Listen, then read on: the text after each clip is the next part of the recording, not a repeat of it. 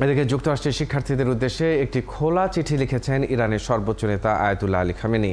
তাতে তিনি ফিলিস্তিনপন্থী মার্কিন শিক্ষার্থীদের প্রশংসা করে বলেছেন, তারা ইতিহাসের সঠিক দিকে অবস্থান নিয়েছে। ইমাম খামেনির সরকারি ওয়েবসাইটে প্রকাশিত হয় ওই চিঠি। তিনি বলেন, বিশ্ব আধিপত্যবাদের বিদ্বেষী নেতারা জেনে শুনে এমন ভান করছে যে নিষ্ঠুর ও সন্ত্রাসী ইসরায়েল আত্মরক্ষায় নিয়োজিত রয়েছে, আর স্বাধীনতা, নিরাপত্তা এবং আত্মনিয়ন্ত্রণের অধিকার প্রতিষ্ঠার জন্য প্রতিরোধ গড়ে তোলা ফিলিস্তিনিরা সন্ত্রাস করছে।